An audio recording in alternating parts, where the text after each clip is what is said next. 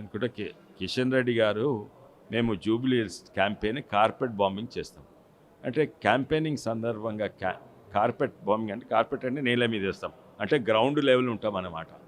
ఇప్పుడు మేము ఎట్లా ప్రచారం ఎట్లా చేస్తున్నాం, గాలిలో పటాకులు కాల్చు కాదు, ఏదేదో రోడ్ షోలు ర్యాలీలు కాదు. మేము చేసేది ఏంటంటే ఇంటింటికి పోతున్నాము, డోర్ టు డోర్ క్యాంపెయినింగ్ చేస్తాం. దాన్ని కార్పెట్ బాంబింగ్ అంటున్నాం.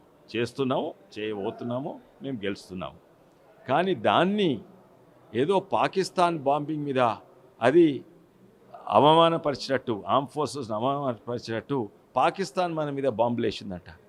అరే మనం వాళ్ళ ఎయిర్ స్ట్రిప్లన్నీ కార్పెట్ బాంబింగ్ చేసినాం. వాళ్ళు ఎయిర్ప్లేన్లు ఎగరగలేదు 2 రోజుల తర్వాత. అయితే అక్కడ అవమానపరిచింది. కానీ సాధారణంగా రేవంత్ రెడ్డి గారు లాజిక్ తోటే మాట్లాడతారు. కానీ నేను అనుకుంటా తను కాంగ్రెస్ లీడర్.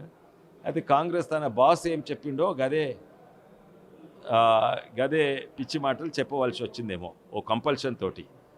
అయితే రాహుల్ గాంధీ బాస్ అంటే రాహుల్ గాంధీ ఏమన్నాడు, అరే ఓ విమానం పడిపోయింది మోడీ ఓడిపోయిండు, ఓ విమానం పడిపోయింది మోడీ ఓడిపోయిండు అని సంకలు కొట్టుకుంటూ ఎగురుతున్నాడు.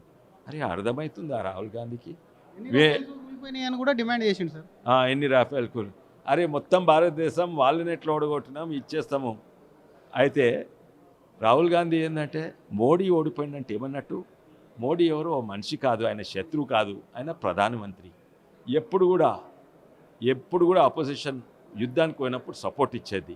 మొట్టమొదటి కాంగ్రెస్ ఉన్నప్పుడు బీజేపీ సపోర్ట్ ఇచ్చేది, బీజేపీ ఉంటే కాంగ్రెస్ సపోర్ట్. మొట్టమొదలు అసలుకు ఆయనకు ఒక మర్యాద వచ్చే అవకాశం ఉంటే మొత్తానికి ఉల్టా చేసుకున్నాడు.